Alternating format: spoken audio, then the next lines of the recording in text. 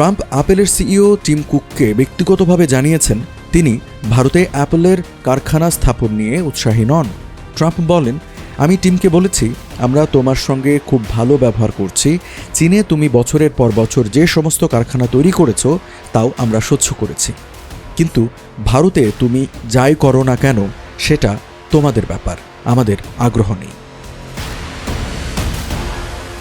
এই মন্তব্য এমন সময় এসেছে যখন অ্যাপল ঘোষণা করেছে আইফোনের উৎপাদন চীনের বাইরে সরিয়ে নিয়ে গিয়ে ভারত এবং ভিয়েতনামে স্থানান্তর করছে। অ্যাপল জানিয়েছে আইপ্যাড ও অ্যাপল ওয়াচের প্রধান উৎপাদন কেন্দ্র হবে ভিয়েতনাম।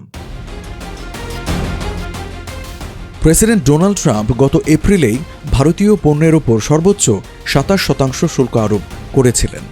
ভারতীয় কর্তৃপক্ষ দ্রুততার সঙ্গে একটি চুক্তির খসড়া তৈরি করে আলোচনার পথে এগিয়েছে, কারণ ট্রাম্পের ঘোষিত উচ্চ শুল্কের 90 দিনের বিরতি 9 জুলাই শেষ হতে চলেছে।